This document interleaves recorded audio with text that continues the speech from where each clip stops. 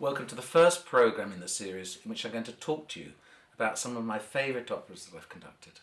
Opera, Verdi, Puccini, Wagner, Mozart, marvellous. But today I'm going to talk to you about an opera by a composer called Leos Janacek. Now who is he, you might answer, and that's a fair question. He was a Czech composer, or to be more precise, a Moravian composer, writing his music more or less about 100 years ago. The Czech Republic has two provinces. To the north, Bohemia, Prague, the river Vltava, the castle, the capital city.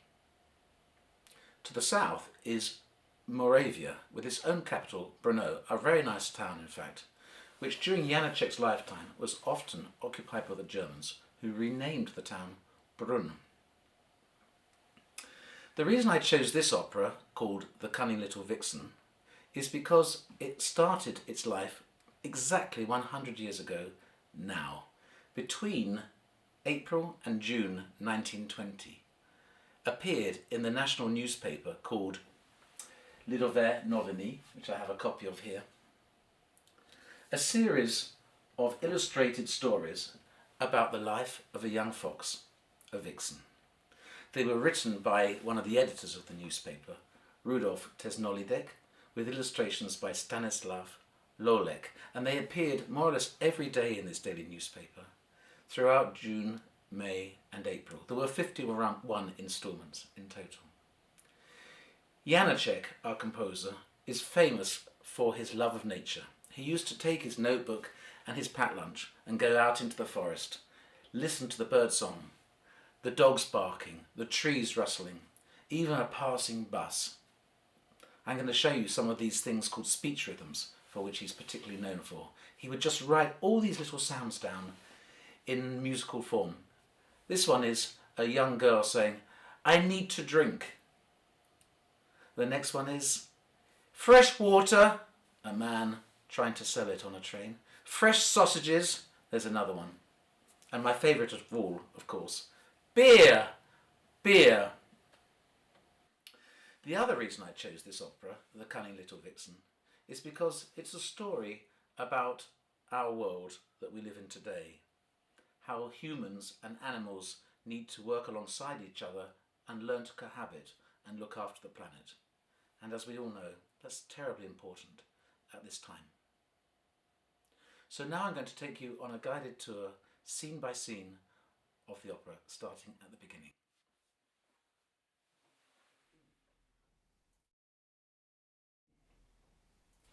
The prelude starts right in the forest, and immediately we're launched into a beautiful, tranquil scene of summer, glade perhaps. This is what, if you close your eyes, you can almost smell the grass.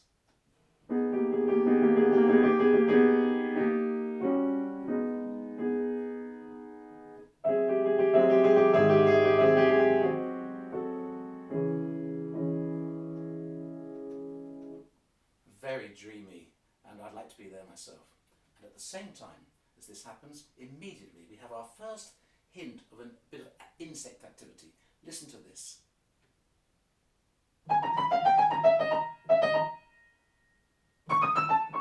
This really sounds like a butterfly or a dragonfly in the summer heat. What is so marvellous about Janacek is that he combines these contrasting themes within the first 5 seconds of the opera, and it's a marvellous opening. So we have the forest, and underneath the recurring activity of the animal life in the forest.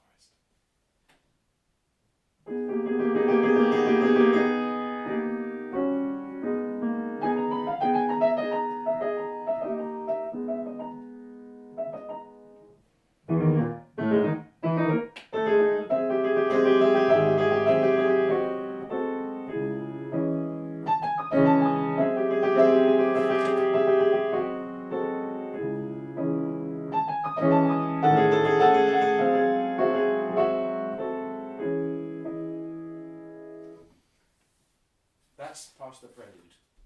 With everything in Janacek, especially in this opera, things happen very fast, almost cinematic actually, which is one of its appeals to me, and especially for a live performance. The first dance is about to take place now, which is the dragonfly. The Dragonfly, which is of course hops a bit, and Janacek is famous for his dances, and the opera is full of lots of dance, folk tunes and so on. This is the first dance of the Dragonfly.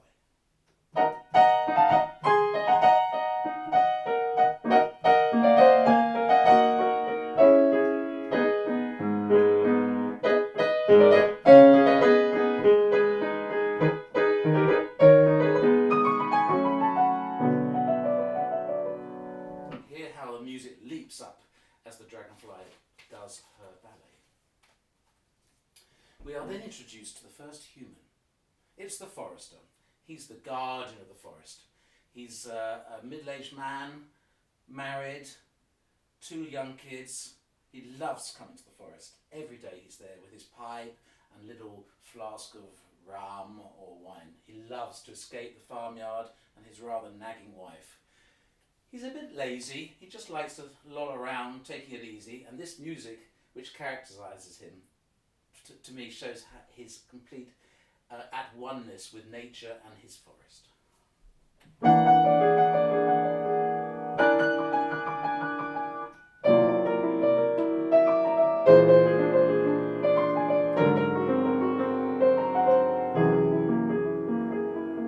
Quite heavy, doleful, and a bit of humour too. He's woken up by 2 little animals called the cricket and the grasshopper. Now, tiny little creatures portrayed by little piccolos and pizzicato violins like this. Hear the 2 themes clashing. Delicate as they appear in the scene. They then have a dance. Here we are, back to the dance. This is more like a waltz actually, a waltz between 2 friends.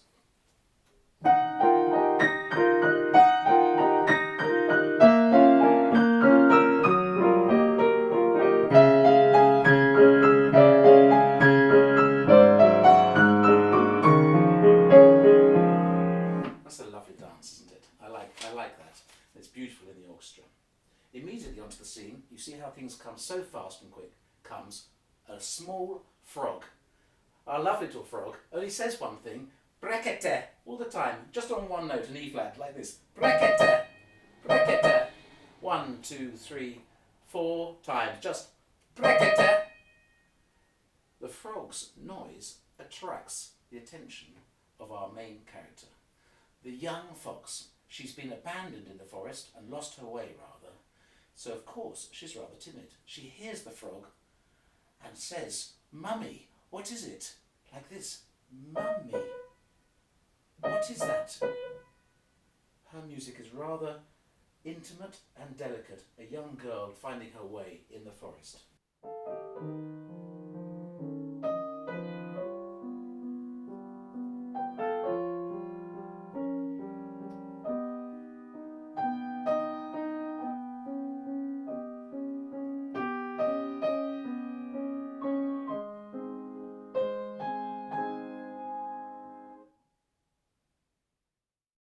Now we're going to remember this little theme that Janacek wrote for the Vixen. I'll come back to that in a little while. While she's busy looking at the frog and deciding whether she can eat it, the forester creeps up on her and catches her in his net. He thinks this will make a great pet to keep his 2 boys amused while he's out drinking with his school friends. So, of course, the Vixen, who's had her very quiet call for help and for mummy, now this turns into something far more agitated. She's still saying "mummy, mummy," but instead of "mummy, where are you?" it's "mummy, mummy," and the forester is very happy with this. Listen. "Mummy,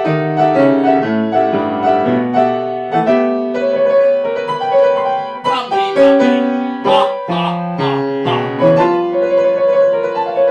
Mummy, mummy, ha ha ha ha."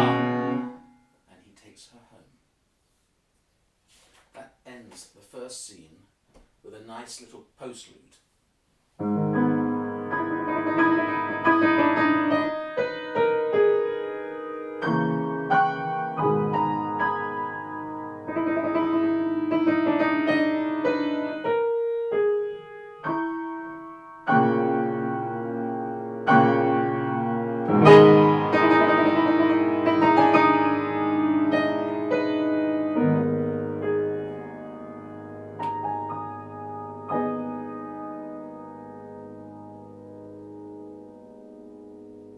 forest, all calm, all the activity has subsided, and we're back in the same key that we started from. If you remember, we had,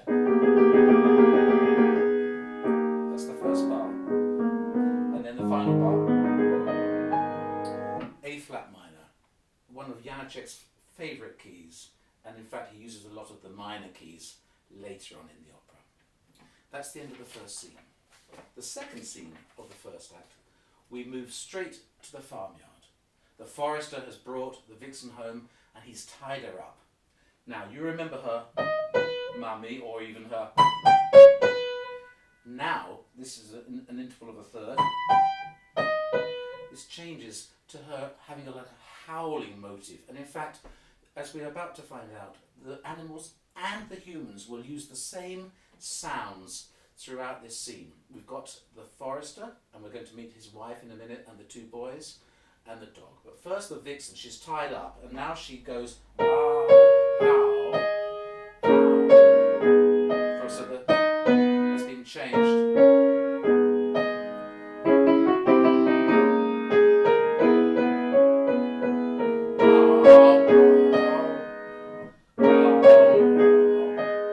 She longs for her freedom. Next to her, also tied up, is our dog. Now the dog, my goodness me, he's a real handful. A right drama queen, actually. He's a frustrated animal, never found a mate, longs for love. He says, I'm going to be an artist. And he also howls like her, but like this, ow, ow, ow. No one will give him any attention. He needs more attention. And Janacek uses this music to portray his frustration.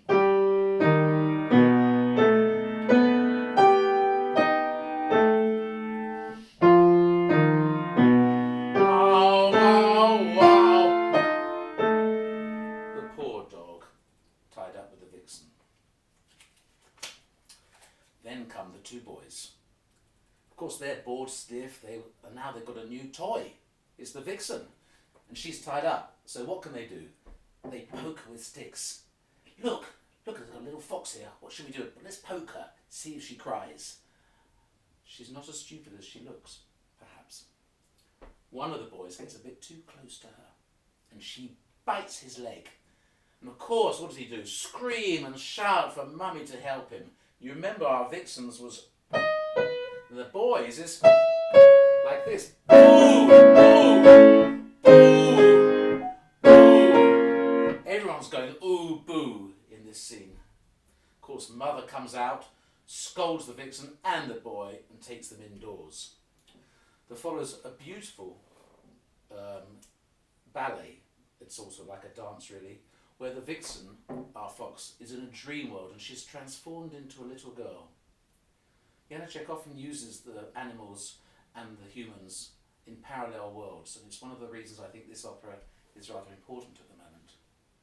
Since we're thinking about nature and our planet that we live in, we must also consider how humans can live alongside animals and look after each other rather than just destroying each other.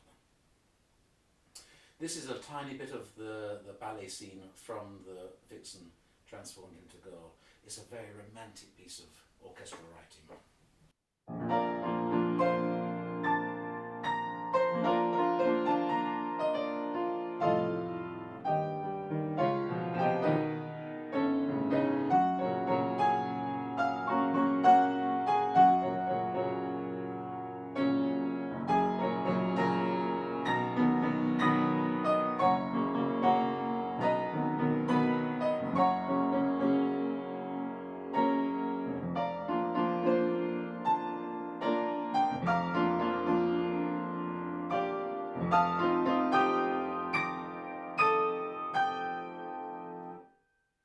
Lovely.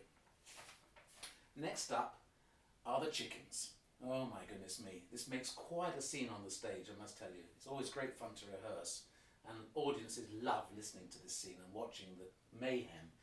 We've got the bossy male hen, the rooster, ordering the females to lay as many eggs as possible. And he uses this interval of a sixth. You see how staccato it is and how pecky and picky it is. You there, go and lay your eggs. Go. And hurry up about it. And the poor poor hens say, yes sir, we're doing our best, and they're going in to lay the eggs like this. We're working as hard as we can. We're laying eggs, sir, thank you very much. Let's listen to a tiny bit of this scene. It's chaos. Lay your eggs, do your work.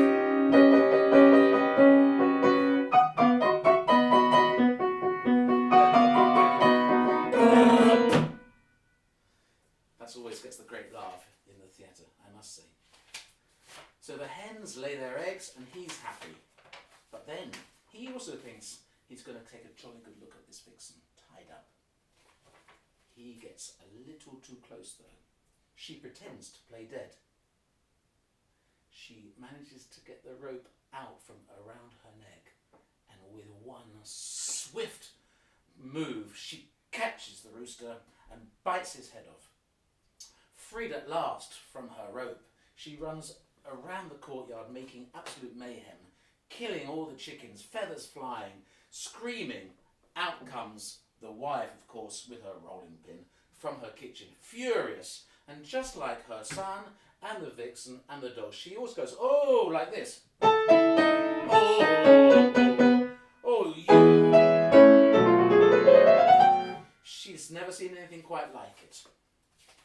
What happens next, and this closes the act in a flurry of activity.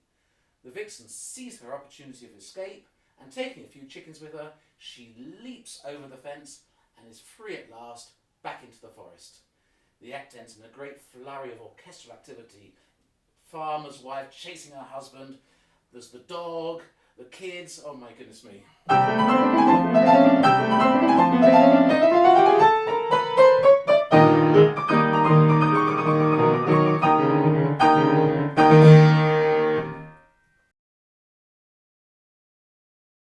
Act 2. The vixen has escaped from the forester's clutches and is back in the forest now, where she belongs. The first animal we're going to meet now is the badger. Now actually, in this opera, Janacek paired some of the animals with humans. The badger is one of these, and he's paired with the vicar, the parson, who we're going to meet in a few minutes. But first we're going to meet the badger. He's rather a fat, lazy, pompous animal, used to having his own territory. And when the vixen appears, he gets very agitated and starts with all these rather nasty arpeggios like this. I'm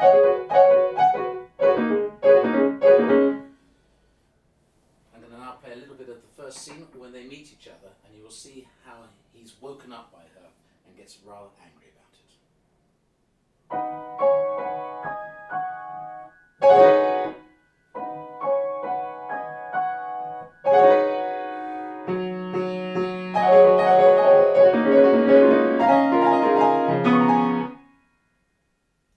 He doesn't like that at all, as you can hear. However, as we're finding out, she's quite a crafty old fox, hence the title of the opera. After a bit of demonstration, she kicks him out of his burrow, he goes off in a huff, and she makes herself a new home. Already she's changing from child to adolescence to young adult. We move swiftly to the village tavern, the pub. This is the place where the forester meets every night after dinner with his two chums, the parson and the schoolmaster. They both have very differing personalities, the parson and the schoolmaster. The parson, rather mature, a bit melancholy, a bit boring actually. He basically tends to sing always on the same note without any melody at all. Listen to his first moments.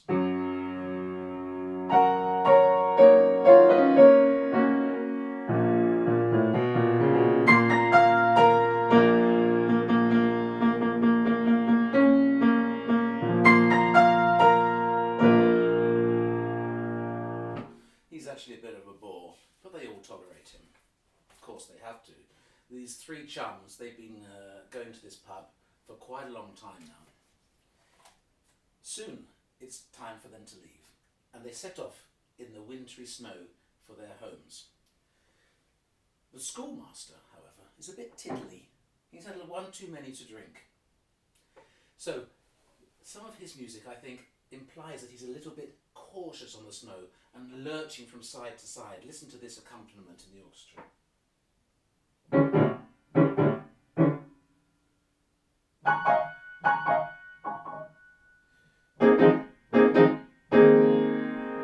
You can tell he's a bit unbalanced, can't you? I'm going to play you another scene, if I can find it. Yeah. This is him sliding around in the snow after a bit of higgledy-piggledy.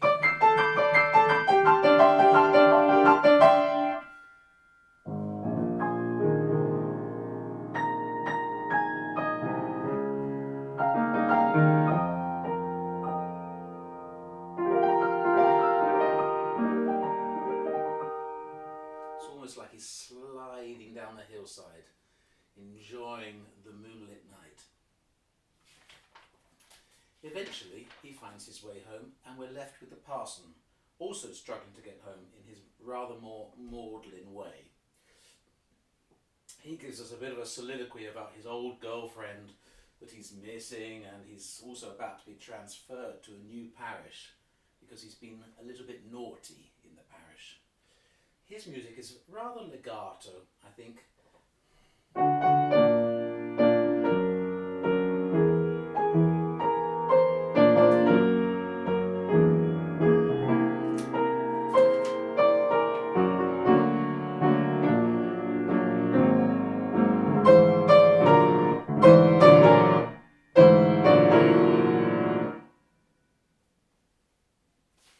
Eventually, both men get home safely.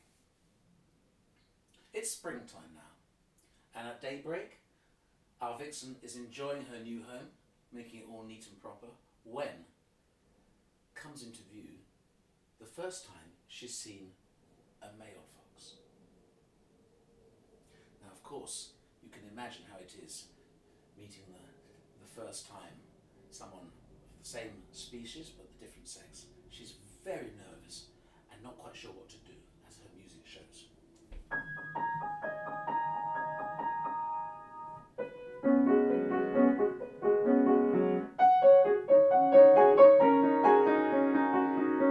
That little pitter-patter, as she's not quite sure how to behave.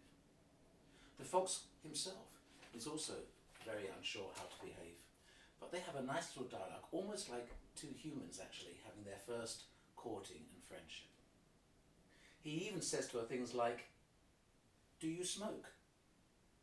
How are you today?" And then, sensing that there might be a way into her heart through her stomach, he says to her, "Do you like rabbit?" "Oh," she says, "I love rabbit." And of course she hasn't had any for ages because she hasn't been able to kill it herself. The fox goes off and says, "I'll be back later, miss." While he's away, she thinks, "Oh my goodness me, is this what love is? I'm not sure, what should I do?" Listen to this music, it's full of yearning and longing, but unsureness really.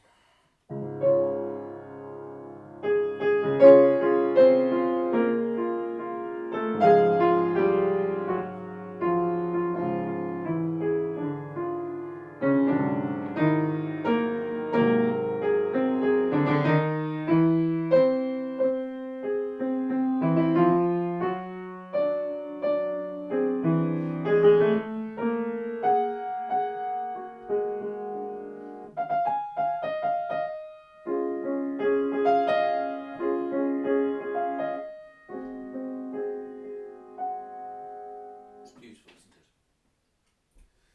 This is really the central scene of the opera, when our protagonist grows up into an adult and she realises she's fallen in love with this male fox. They are very happy together. They seem to get on like a house on fire. So much so that they have their dinner and then they retire from the night. The next day, things are starting to happen in the forest. Of course, our Vixen is now pregnant, and all the birds can see that she's swollen in her tummy, and they have a little bit of gossiping. The owl, the jay. Look what's going on here. What on earth is happening? Quick as a flash, they decide we must have a wedding. So we have this glorious scene which finishes the act, Act 2. It's a wedding scene with another of Janacek's famous dances.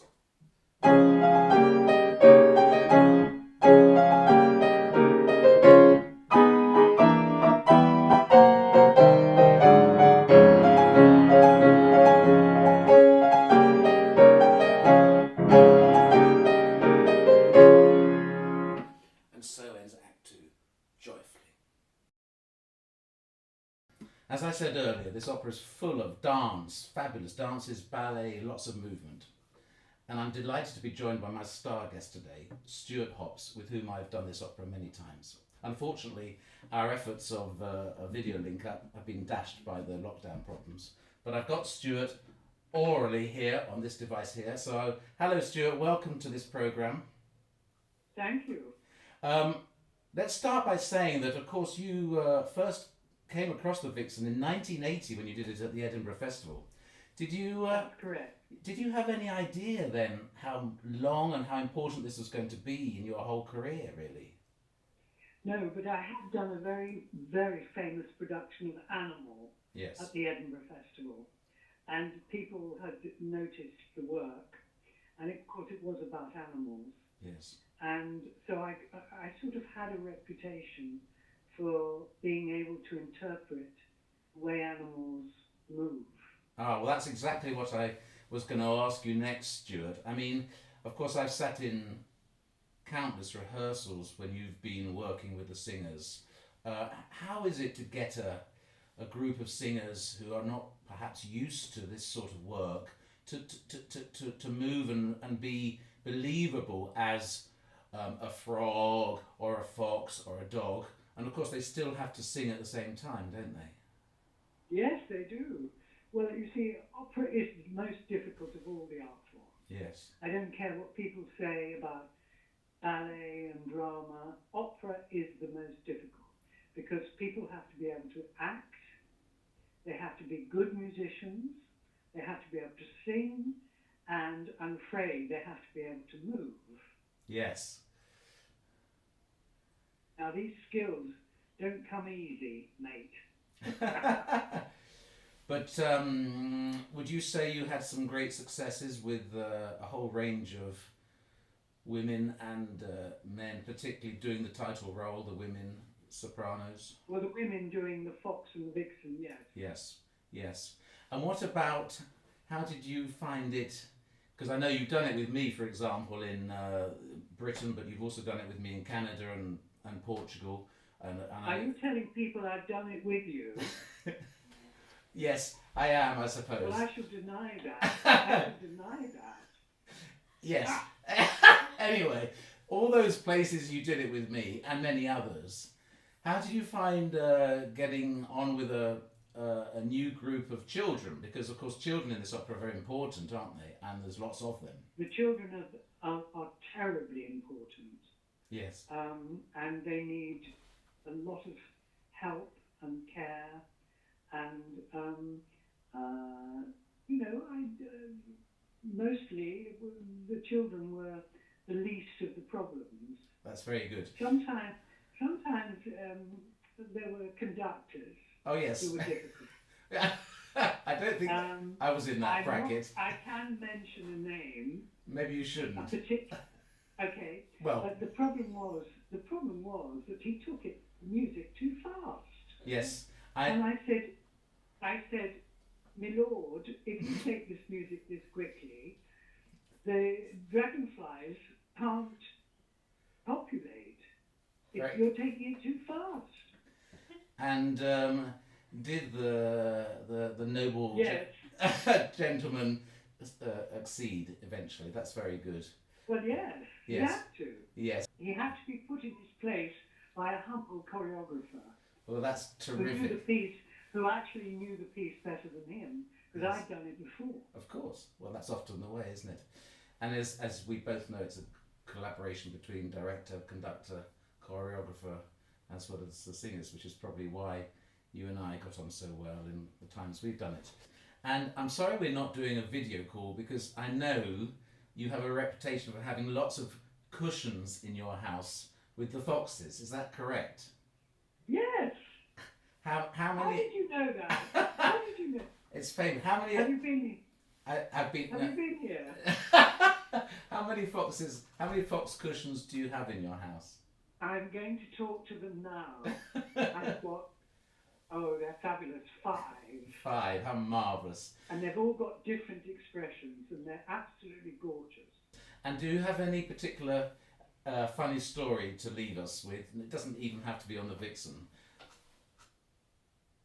Well, I think getting the hens to cluck Yes. was quite something. Yes, and lay their eggs, of course. And Nicky Morgan, who was one of the original hens, we're still in touch with each other. Well, that's marvellous. Yes. Obviously, was Welsh National Opera. She's retired now. Yes. But it was the most exciting experience for me because I'd had very little experience with opera.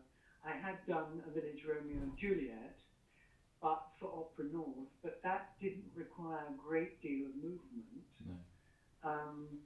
But it was my first. Patrick Libby was the producer. My first experience in opera. So I'd had one taste of opera, only one. Yes. And it's such a different world. It's so different from the theatre. Yes. And of course, one has to remember that the most important person in opera is not the director. It's the conductor. I didn't pay you to say that though, Stuart, and I'm not. It's true. Well, it's true. I'm not sure I agree. I mean, the music. It's the music that drives the piece, and I've had run-ins with several, but I've also had wonderful time. I mean, I had a great experience on a very different version of the Cunning Little Vixen for the Royal Opera House. Yes. With Simon Rattle. Yes. It was wonderful to work with. Yes. Wonderful to work with. Yes. In fact, he came to my rehearsals with the children to see how the work was going. Now, very few conductors would do that. I mean, they might come to a proper rehearsal, but to come to children's rehearsals was quite rare, really. Yes, how lovely. All right, Stuart, I'm going to love you and leave you. Thank you very much for your time. That was Stuart Hopps. I wish you'd love me. I wish you'd love me and not leave me. In the forest, the first scene is with a hare, a young hare, just alone, skipping across the field. Her music is so simply portrayed by Janacek.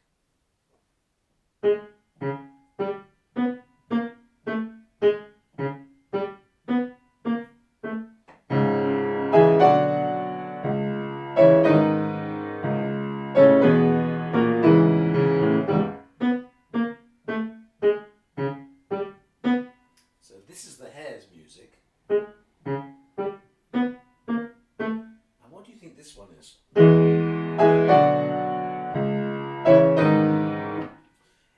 It's our Vixen spotting the hare and creeping in for the kill.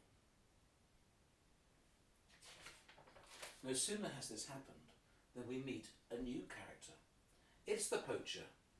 He's called Harishta, and he's always on the lookout for foxes, rabbits, anything that he can shoot, steal, chickens. Of course, he has to be mindful of the forester. Harishta has a marvellous folk song. It's in the key of C sharp minor. I said earlier we have a lot of the minor keys in Janacek's music. It doesn't necessarily mean they're sad, quite the opposite actually. In his folk song, 3 verses, he uses the interval of a minor third.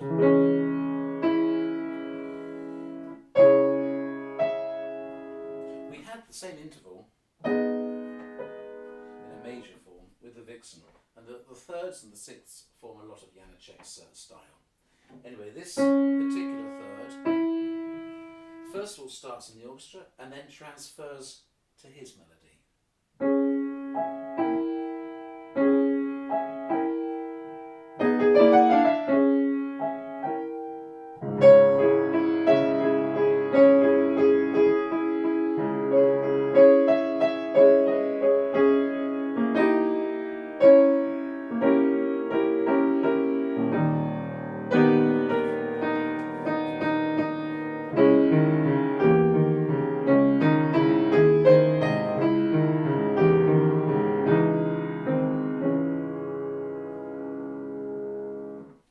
Very much a folk song. The next scene shows all the lovely little fox cubs, the children of the fox and the vixen. This was a scene that Janacek wrote for a children's choir. It has a typically traditional, easy melody for children to sing and learn. Listen to this as they skip around.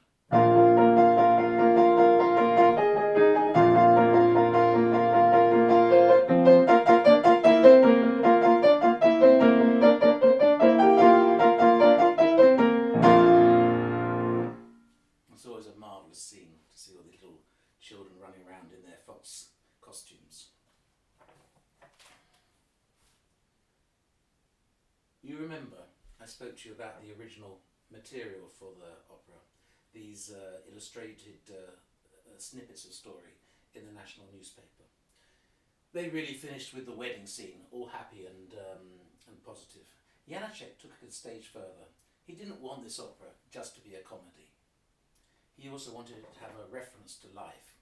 And in effect, this opera is the life cycle of our Vixen, from a young pup until her adulthood and death. This scene with her family attracts the attention of the poacher, of course. And in trying to protect her children, she leads the poacher here, there and everywhere, making him absolutely furious. In the end, she does one step too far, he gets out his gun and shoots her. Listen to the chaos of this orchestral music as they chase each other around the forest.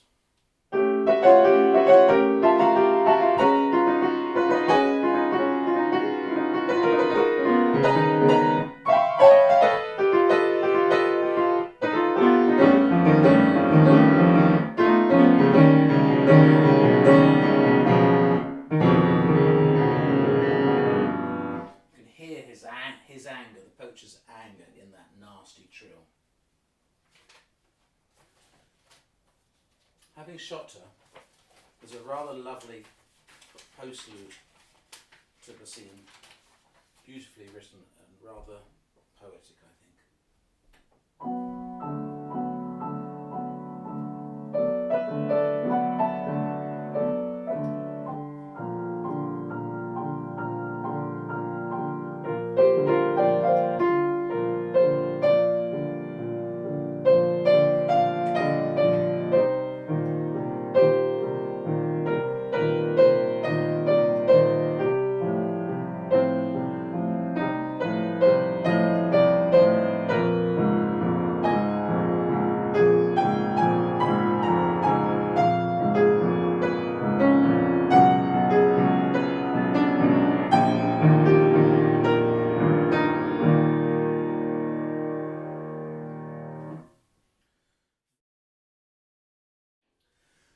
The final scene of the opera takes us back into the human world.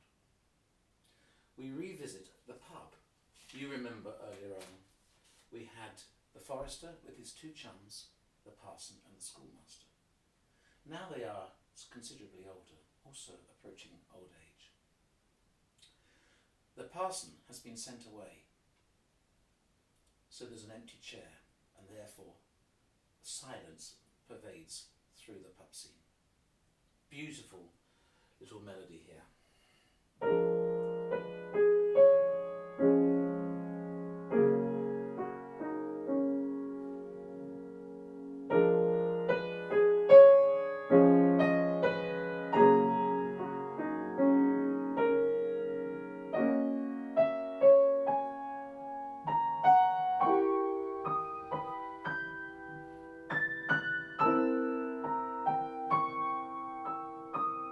This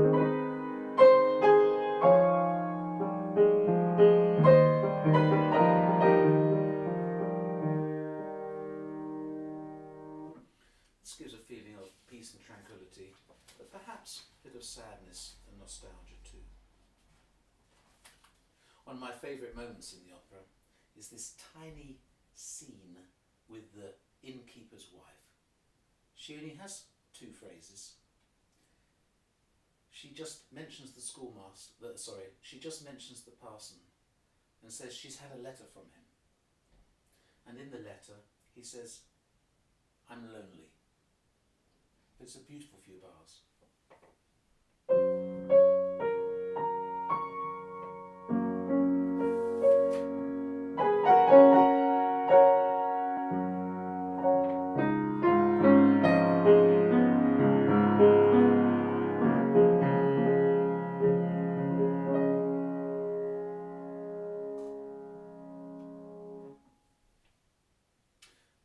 The forester leaves the pub in the evening light, visits the forest again on his way home, and he has a soliloquy to close the opera. It's a gift for any lyric baritone, full of beautiful phrases, lush Janacek harmonies.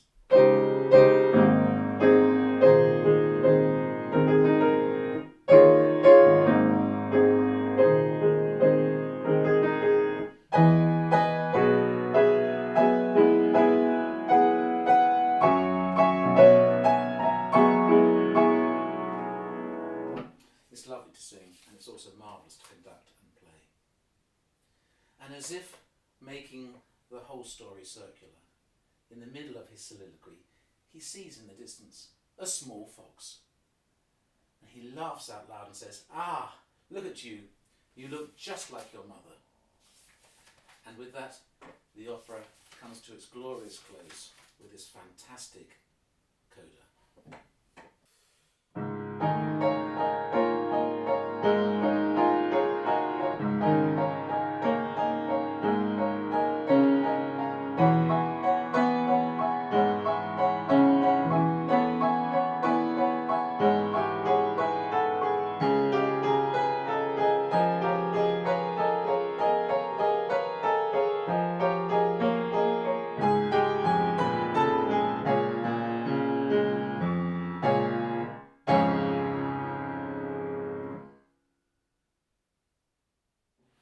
I hope you've enjoyed listening to me talking to you about the Cunning Little Vixen as much as I've enjoyed playing and discussing the story with you. And if you have, I have a small favour to ask you. As you know, many musicians are having a tricky time at the moment, and there is a wonderful charity which supports them called Help Musicians UK. I've put the link to their website below, and if at all you could send a small donation to help some musicians, they would be immensely grateful, and so would I. See you soon. Bye-bye.